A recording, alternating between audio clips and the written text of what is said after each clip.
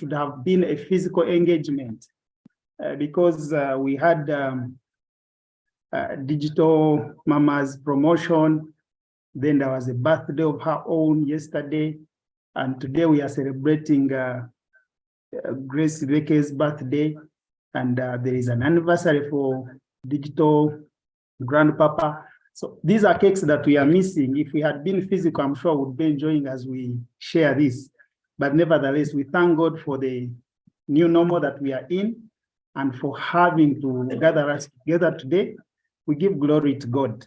As introduced by my friend David, thank you, David, for the humble introduction. I will not add really much to that, but just to reaffirm what he's just said. My name is Kansiime Bob. I've been married for the last 13 years. My one and only, Maureen Kansiime, who is here with me. We are gifted with 3 children, Solomon, Nagmanya, Shona Chunji, and Martin Wenjebwe. And by God's grace, I serve as a CEO of Care Group in the Zambia office. At the same time, I do God's ministry as with my wife as marriage counselors through St. Luke's Ntinda Church of Uganda. So today we are looking at an interesting topic, supporting family members in developing their talents and gifts. When we look at this topic, a few things we need to realize. We live in a world of opportunities. There are opportunities everywhere we are and everywhere we go. And some people will choose to say there are no opportunities. It depends on which lenses you would want to use. But the same world we are in is full of competition, and the prepared that really enjoy such opportunities that the world has. Those who are not prepared, they will say, there are no opportunities. Why? Because of the competition. But when they are prepared, they will see the opportunities and make use of them. And just members, to let you know, each one of us is born with at least a talent or a gift, so to say. But before we go further, we need to know what are these terms that we are talking about. What are talents? What are gifts? What are skills? And what is a family itself? I'm sure we all have encountered these terms before, but just to quickly take you through, talents, these are natural abilities to do something. It is a talent in itself. It is a natural ability to do something. And more often than not, there is an interchangeable use between talents and gifts. Gifts themselves, when you look for the definition of the same, you'll find that it is just a natural ability, meaning that if you are able to do something with it, it becomes a talent. But that is a discussion for another day. But to be able to do something better, you need a skill. So skills, those abilities you need to do something better or to do them well. So we looked at how do we support family members to develop talents and skills, talents and gifts. And then it takes us back to what is a family. And there is a common definition for the same, and I will not deviate from that, which is a family being a group of persons united by ties of marriage, blood, or adoption, constituting a single household. Mark the word, a single household, interacting with each other in their respective social positions, usually those of spouses, parents, children, and siblings. So this becomes a family. Now, you find that also when we can go beyond this definition, and if we talk about, let's say, Online Church of Uganda, we can regard ourselves as a family. When you go to an association where you have common goals, you have common interests, sometimes people refer to themselves as a family. So much of the discussion, I will zero it down to the definition I said earlier of the persons united by the ties of marriage, blood, and adoption. When you go to the Bible, 1 Corinthians chapter 12, verse 4 tells us there are different kinds of gifts, but the same Spirit distributes them. There are different kinds of service, but the same Lord. There are different kinds of working, but in all of them and in everyone, it is the same God at work. Then verse 7 tells us of the same chapter, now each one, the manifestation of the Spirit is given to the common good, or the gifts are given to each one for the common good or for the benefit of each other. That's what some versions say. Still looking at the Bible, when we look at Exodus chapter 28, the children of Israel, after they had left the land of Egypt where they were in captivity, at the time they were to build the temple, they were supposed to, to now start and serve the Lord. Different tribes were given different gifts by the Lord. And some were made carpenters, others tailors, others builders. But in verse 3, let's look at verse 3 of Exodus 28. It tells us, tell all the skilled workers to whom I have given wisdom in such matters, that they are to make garments to Aaron for his consecration, so he may serve me as priest. This is to say that gifts and talents come from the Lord. In this particular text, why they are saying the skilled workers to whom I've given the Spirit, they were given the skill without having to go through training directly from God because of the urgency and the emergency they were going through. These things needed to be done right away. But as I will be explaining, to attain a skill, you need to go through the training. As you develop your talent, you gain that skill. Better still, we can look at an example of Esau and Jacob in Genesis chapter 25, verses 27.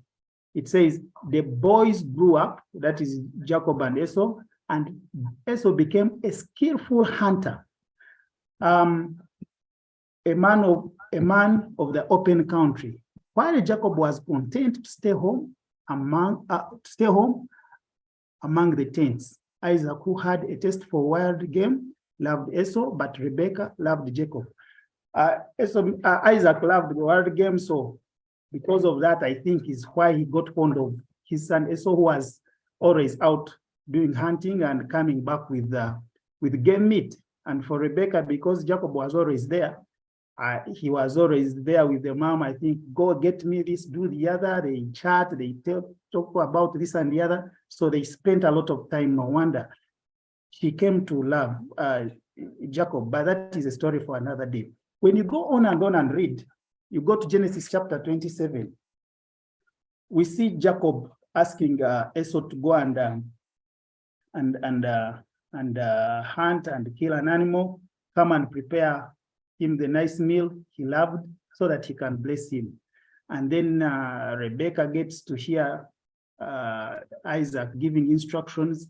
He says, no, this cannot be. So she goes to the loved son, Jacob, and says, I've had ABCD. So what I will do, I will prepare an animal for you and you serve your father and he gives you the blessing. We know the story. And we know that finally that is what happened and Jacob was blessed.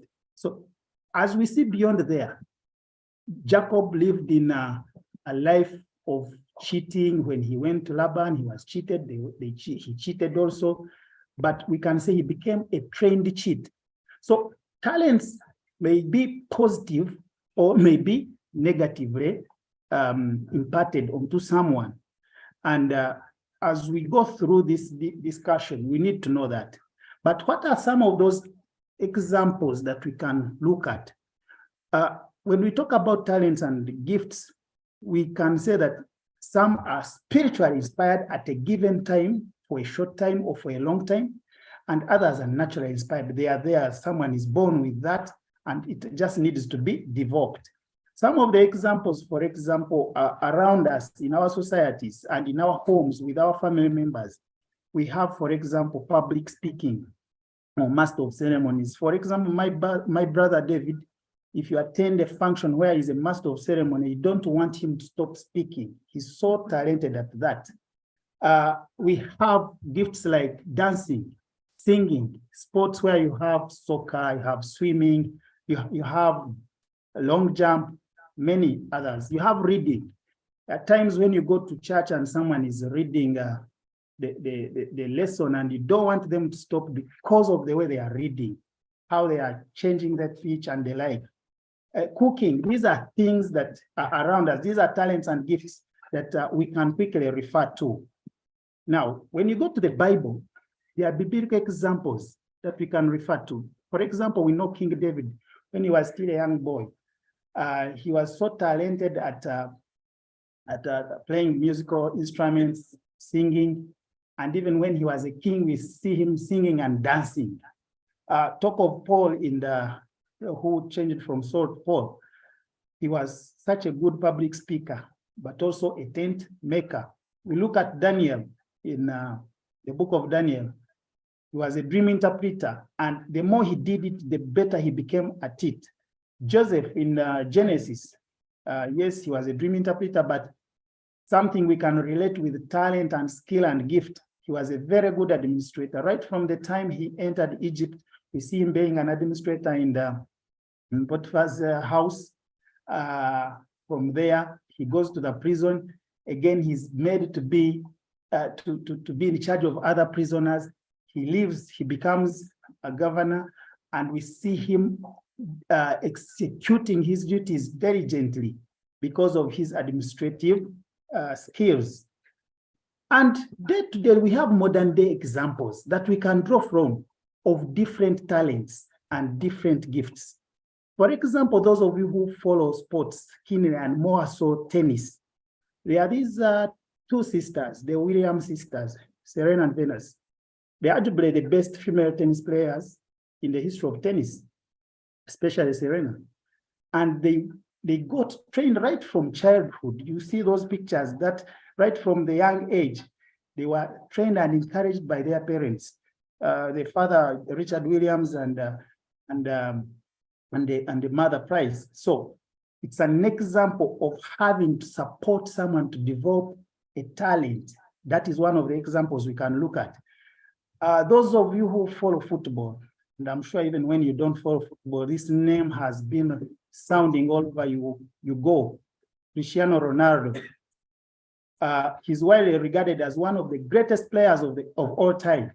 Born to Maria Dolores, a cook. This was the mother. She was a cook, and the father was called Jose, who was a municipal gardener. And part-time hitman. He was working with a football club, collecting kit after players have finished training and games, and making sure it is clean and kept. So Ronaldo's mother says she actually had wanted to abort him due to poverty, because Ronaldo is the last among four siblings, and his father was an alcoholic. That is the reason the mother couldn't see how she was going to raise this child. And having too many children was already a burden on her. But the doctor refused to perform the procedure, says, no, I will not help you to abort. So Ronaldo got a chance to be born. And from that time, Ronaldo grew up in an impoverished Catholic Christian home. Good enough, they had some Christianity around. He was, sharing every little thing they had with the siblings. But then, because Ronaldo picked love for football, he started playing soccer as a child for a club called Andorina, where the dad was working as the kitman. And that's how he got introduced to the world. And there are so many titles to his name. Right now, he's the captain for his national team, Portugal, and his other current team in the Arab world. And those of you who have been following, I don't want to go into deeper details. There are more examples I can talk about. There is a man called Beckham. Those of you who watched football right from 1998 to 2000, to recently have been following this Beckham man. Beckham was born to Sandra, Georgia, a hairdresser, and David Edward Beckham, who was a kitchen fitter. These were parents, but there was something special about them. They both loved football and they both supported Manchester. And because of that, Beckham also picked a passion for football and specifically for Manchester and started training because the mother said, you must play football and you must play for Manchester. He was one of the longest serving players at Manchester. When he left, he went to Real Madrid and on and on. Right now, he's a co-owner of a club called Inter Miami CF and another one called Saldo City. Beckham is known for his range passing, crossing ability, and bending kicks. And there was even a movie series that was acted called Bend It Like Beckham because of this skill. And these people who know him so well say he has actually, naturally, he didn't have that talent, but because of overtraining and trying to develop the skill, he developed it to the level that he became a free kick specialist at some point. Then you might say, why are you talking about Europe? Why are you talking about America? What about our own? We have a man called Dennis Masinde Onyango, former Uganda Cranes keeper. He has retired from national football, but he's still active. He's a goalkeeper in South Africa with Mamelodi Sundowns. And during his childhood, actually, the dad used to beat him for going to play football because he would come back when he's dirty. Sometimes the sisters would have to hide him and first make sure he's clean before he can meet the dad. And they would, encourage him to continue. The mom also jumped onto now he's a source of pride for the family because there was someone in the family that supported. I'm not only into sports. There are other examples we know today around us. For example, our own President Museveni. He was politically encouraged and mentored by one late Mzee Byanyima. If you have read The Mustard Seed, he talks about this story. Away from politics and sports, we have comedians. For example, a man called Salvador. He calls himself the man from Ombokolo. He was encouraged by his own cousin, and he had to quit his engineering profession. At the time, he was working as an engineer at MTN, and he quit and is now making it big in comedy because someone encouraged him and he started on. We know another one called Kansiime, and Kansiime actually came on the scene much earlier than Salvador, but it's Salvador himself who actually encouraged Kansiime to be what she is now. You go everywhere in Africa, they know Kansiime. Now where I am in Zambia, because of the name Kansiime, sometimes I eat free food in restaurants because of this young lady called Kansiime and her comedy. And just coming home, we have Liam. You all know Liam, our online Church of Uganda IT group. The posters you see, he is right behind the graphics, the designs, and we know that he has been supported by the parents, the one and only Professor Chitayimbwa and the Reverend Dr. Lydia Chitayimbwa. And we bless the Lord for this young talent, Liam. Then we also know the Blessed Band. You know the Blessed Band that blesses us many times in overnights and lunch hour, all the way from Mukono, and very much supported and sponsored by the parents, the Tumaramies, Freeman Dixon. These are some of the talents that we can talk about, some of the examples that are about us. So things that we must know, the facts about talents is that talents and gifts are like a child. If a child is taken care of, well, it grows. If it is uncared for, it gets stunted or even dies. So is a talent. A talent can die, so is a gift if it is not taken care of. If it is taken care of and nurtured very well, it grows. Talents must be nurtured through constant and consistent practice and training. The other fact that we need to know is that talents and gifts can be influenced and impacted upon by one, the environment and atmospheric conditions. For example, we very well know that most of our long distance runners in Uganda come from Kapchorwa. Now imagine Kapchorwa having to come and compete with people of Nyabushozi in athletics, long distance. You know who would win? Is it because there are no long distance runners naturally put in Nyabushozi? They are there, but because of the environment and the atmospheric conditions, Kapchorwa people are at a better position to develop that talent. Talk of business. Talk of Karamoja versus Buganda. Who would compete better in business? Who would do business better? Someone from Karamoja or Uganda? Someone who has grown up in Uganda because of the environment. People are exchanging money at all times. Commodities are moving and crossing from point to point. They are better. They are likely to be better at business than someone from Karamoja who has grown up doing pastoralism. Talk of agricultural activities. Toro versus Chigezi. When you go Toro, they have a specific period of time when they have good rainy weather. And when it is sunny and you go to Toro outside Fort Portal, the rest of Toro can be tortured by the dry spells. But Chigezi, they don't get as much. So if someone has grown up from Chigezi, chances are they are, agriculture-wise, they know what plant, when, how, which species would do what and where, down the mountain, up the mountain. And I'm sure if Freeman and Dixon are on call, I'm talking, I'm relating something. Imagine Uganda and Brazil competing in soccer. Who would, if they both brought their first teams, national teams, best who would win. So these are some of the things that actually influence talent. Talent can also be influenced and impacted by association, the people we relate with.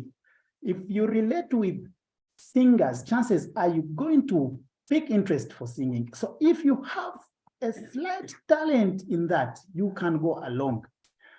If you relate more with tennis players, chances are you're going to play tennis and not rugby.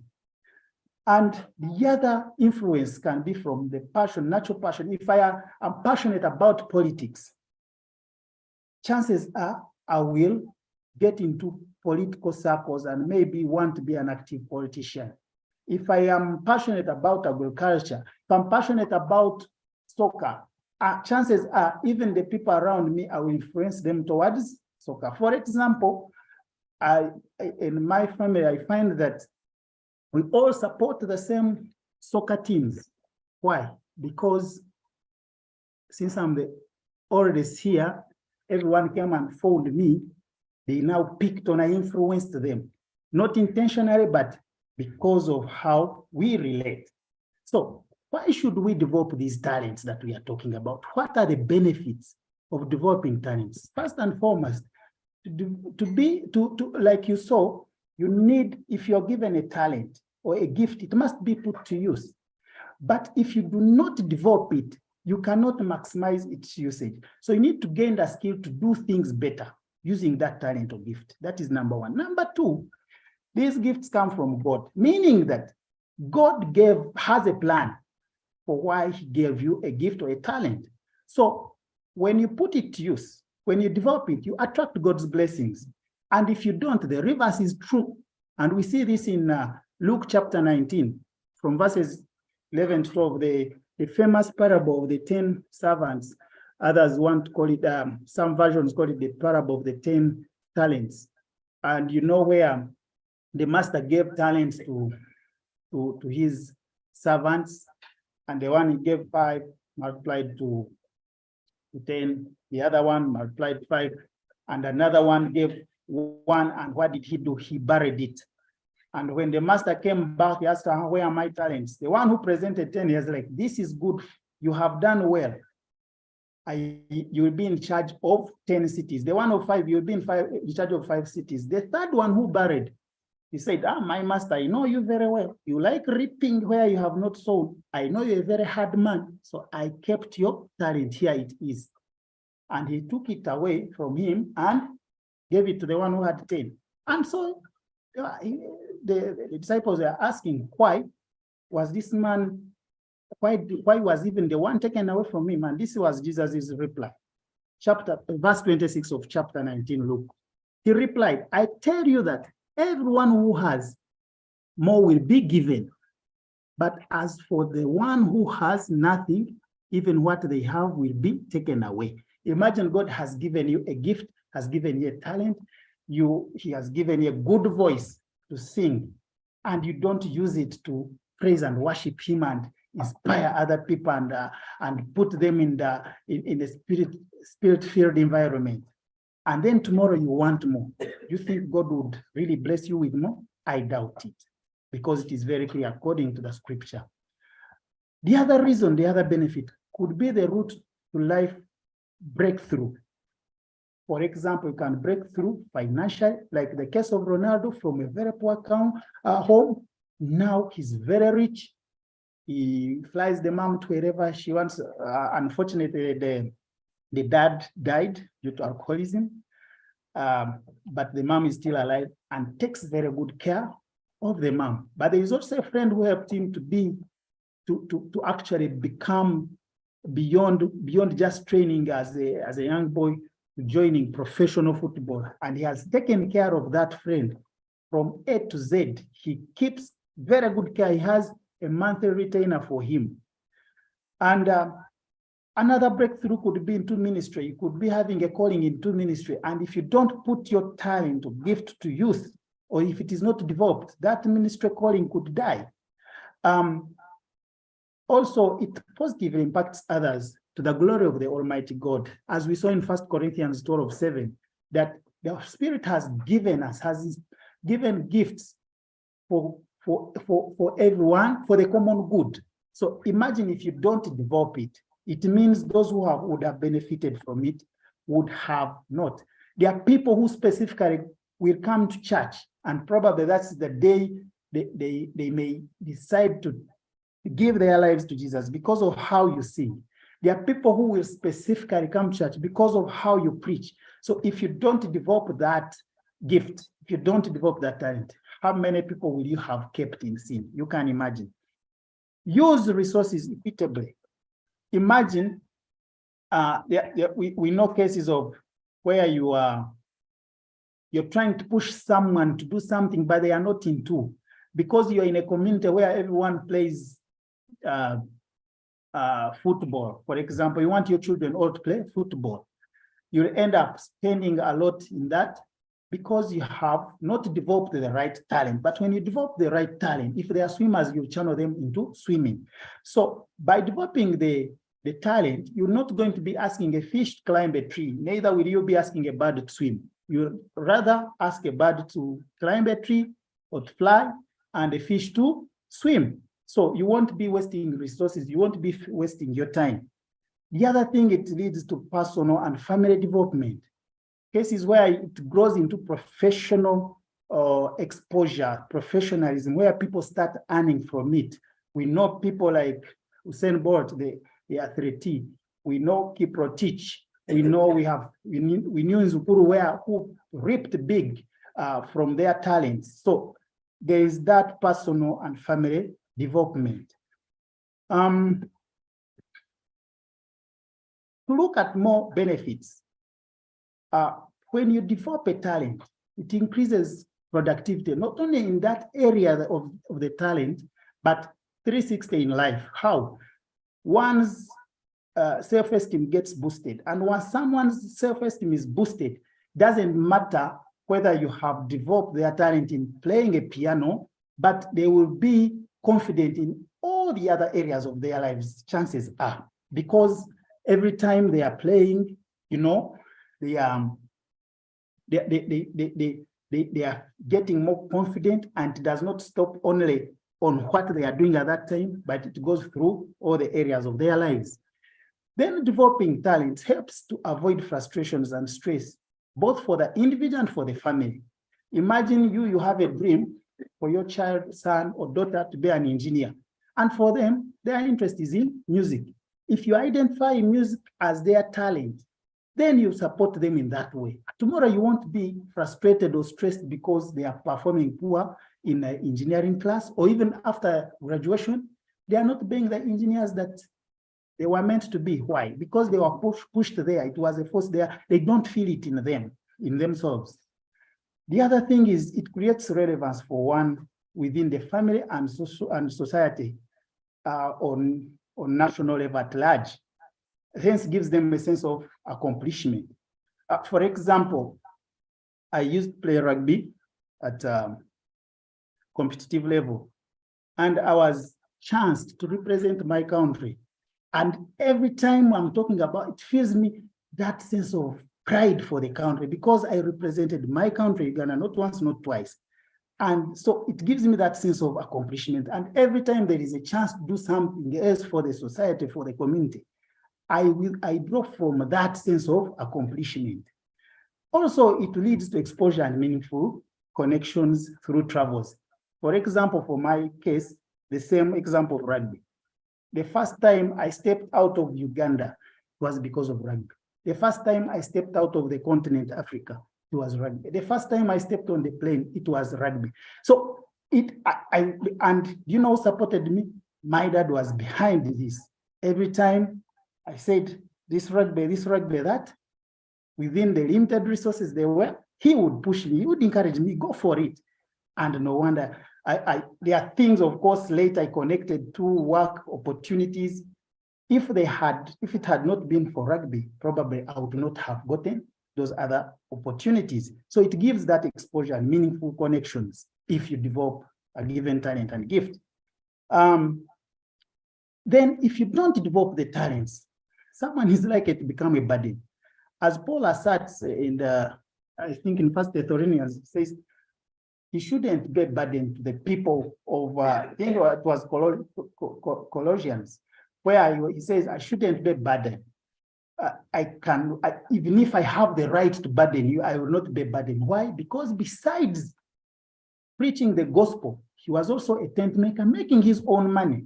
Now, if you don't develop someone's talent, what if they don't get anything else? Tomorrow they will be a burden. If they get through, these same people will actually finance bigger things within your life and the family at large.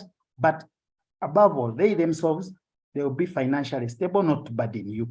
Otherwise, if you don't support them today, tomorrow they will be a burden.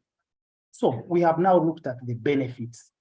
How exactly, the question was, how do we support?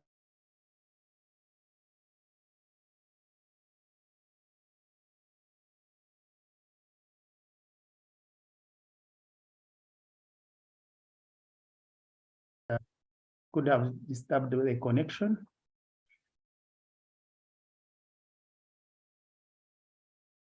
Okay, I hope you can hear me. Okay. Yes, we hear you. Yes, we can. Great. Yeah, so first and foremost, to support in developing a given talent, you must identify it. How do you do? Observe and identify one's talent or gift. And the area you do this, the better. How do you observe and identify? There are those areas of interest you'll find someone is embedded into. For example, you find that someone is always trying to do the singing. When they come around instruments, they jump onto a guitar, or for them, they're interested in a given device, they jump onto games. What kind of games? Look at the kind of games they play. When it comes to ICT, there are specific programs they would want. You want to see they are into graphics, they want to do PowerPoint. Then you see what is the area of interest this person is into all the time that takes much of their time. When it comes to watching TV, what are the TVs of interest, the programs of interest? For example, there are two programs on TV that I know in my family here. One, I think stopped, but it was called How It Is Made. And there is another similar one called Da Vinci. And my son Solomon, right from a young age, he wanted to watch these programs. One day I walked home, he had just made a blender out of a plastic cup and a motor that he picked from one of the spoiled toys that were dumped somewhere. So he picked it and then got dry cells from somewhere, and he had a blender that was now, blending leaves. I was like, impressed. And when I related backwards, the programs he had been watching, my daughter Shona likes a program on the food, it is called Food Network. And she's always there. Then after, when it is a weekend, she gives you a list of things, go and do shopping so that she can do what she watched being cooked on TV. And you know where those are now being directed. You also observe the associations of these, associations of interest. If you have different family members who are already probably working or established in one way or the other, see who of them, if you have a child, who of those does your child want to be around? You find it is because of the interest that comes from that person. I mean, the talent and gift that is embedded in them that pushes them towards a given family member. So you know what they are up to. Now, the moment you observe and identify, then you start encouraging them to practice and train. And how do you do it? Make sure they often do things that help to nurture the talent. For example, my girl, you encourage them to be in the kitchen when there is a time to cook. Of course, we know naturally in African setting, women cook, but we are talking about doing it exceptionally well, doing it at an extra level, where I can even get to a level she can earn money out of it. When we talk about now my son having to invent, I call it invention in quotes, a blender out of a plastic cup and a motor. I mean, I know now what to encourage him to do. Then once you have encouraged them to train and practice, then facilitate where needed and put an enabling environment. For example, you find if someone you've identified soccer talent, swimming talent, yeah, I mean, you have to take them for soccer lessons or swimming lessons for extra coaching. And that sometimes costs money, or you have to buy special attire for that, like swimming costume, like soccer boots and things like that. Once they have started, please, every achievement, affirm this individual and encourage them to affirm themselves. Now at home, we've already identified, for example, back here, everyone knows what they want in life, their talents. So at altar time, after giving testimony, everyone must affirm themselves and encourage themselves to be something in life. For example, I have someone who wants to be an Olympian in swimming. I have Real Madrid players. I have STEM engineers. I have architects. So they affirm themselves on a daily. And once you have gotten to that level, don't encourage laziness and don't encourage excuse. If it is training, it is time for training, they must be there. If it is time for putting to practice for practicing and training, there shouldn't be an excuse. Don't encourage any unseriousness. Encourage seriousness instead. Then at that level, now set realistic goals. Say, if you want to be an Olympic swimmer, if you want to be an Olympian, it starts with swimming amongst peers. Then you go at a school level, from a school level to national level, from national level now to international level. It is football, the same. School, then club, then from local club and upwards. Don't think and sit because someone wants to be an Olympic swimmer. You say swim until now, next year it is Olympics. He has never appeared in any competition and you expect them to attain that. You want them to be professional cooks, which would use another word, maybe chef. And you expect to take them into a catering school when they are 20 years. And you expect them to be competitive at 23 years. Start today, set realistic. If they cannot cook a decent meal at home at 12 years, 14, 15, but you want them to be international, compete international at 23, then I think you have it wrong. So set realistic goals, then avoid being irrational and or sometimes impulsive.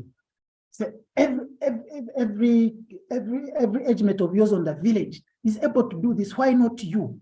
No. Even when they are in the same area of talent identification, please don't put pressure on them.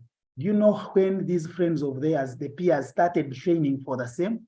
Do you know how long they have been developing it? Definitely not. Then that comes along with stereotyping. So avoid stereotyping, avoid being impulsive, avoid being irrational, set realistic goals because talents grow gradually. Oh, I didn't know time is running. Let me rush through. Then give full-time supervision. You can only get what you inspect, not just what you expect. You can't sit and think you're going to attain an Olympian, you're going to attain the best member of the choir in church by talking about it. No, tell them to practice, tell them if it is an instrument you want them to learn, supervise it, make sure they are doing it so that you can get what you expect. Not, I mean, you can get what you have expected, not what you just expect. Then it is a full-time commitment when you're developing and not leisure. So you cannot expect a full-time payment out of part-time job. Imagine a job you do from 5 to 7 in the evening, but you expect a full pay, like someone who started at 8 to 5 p.m. It cannot happen. So you only have to have full-time commitment and not just leisure. And the same applies to the person you're trying to help to develop it. You need to get this message across to them. Then seek for accountability and self-examination for the individual about their progress. So let them account, let them tell you, how do you feel? The other day, it was this day. It was like this. How are you feeling? If it is swimming, you were doing 3 laps last week. How are you doing now? I'm doing 2. What has caused the problem? It means you're no longer practicing when I'm away or what? So you find out and let them also self-examine themselves so that they can know how they are progressing. If you don't do this, it's like playing football and there are no goalposts. Oreba matata za move za kapa. Okay. Then seek technical know-how where necessary. For example, get a stage and you need professional trainers, you need professional coaches. Please seek technical know-how. If it is whatever it is playing a piano, a guitar, all that, make sure you engage at a level where professionalism is required. Then have the individuals have their vision, mission, and values to support the talent development. You helping them, they also need to have their own vision. They need to have a mission to lead them to their vision and the values to guide them to this. For example, here back at home, everyone has got a talent they are developing, they have a vision. Now, quickly, let me share with you, me as Bob, what my family is helping me to achieve.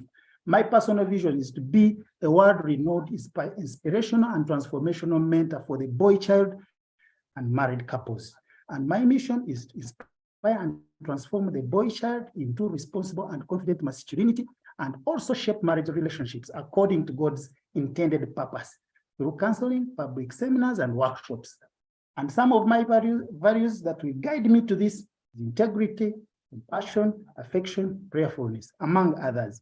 So someone who is developing a talent to a higher level, they must have a vision, they must have a mission. You must help them to have values to guide them to that.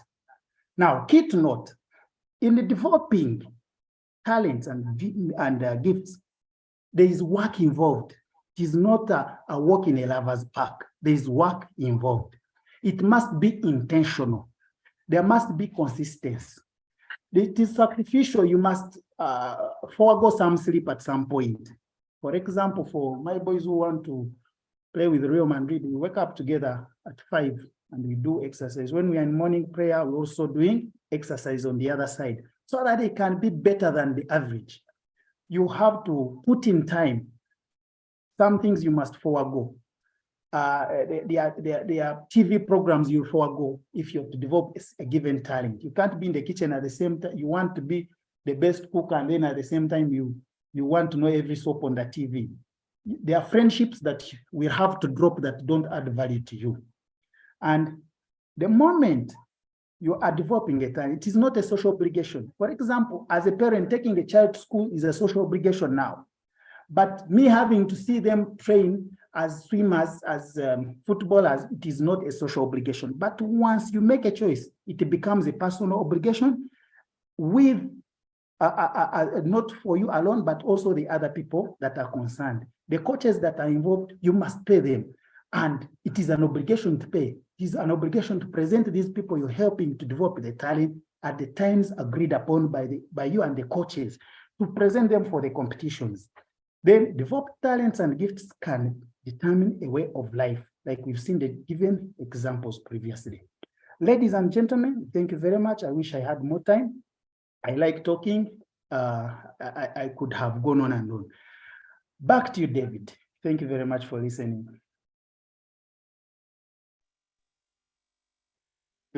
Thank you so much, Uncle Bob. That was really comprehensive, a presentation. I'm blessed personally, and I believe everyone who's on the call this evening is blessed to learn how we can be more supportive as parents in helping and supporting our children and the young people in identifying, first of all, their talents, in developing their skills, in knowing what actually it benefits them to have their talents and skills developed. I've worked with children and youth for many years,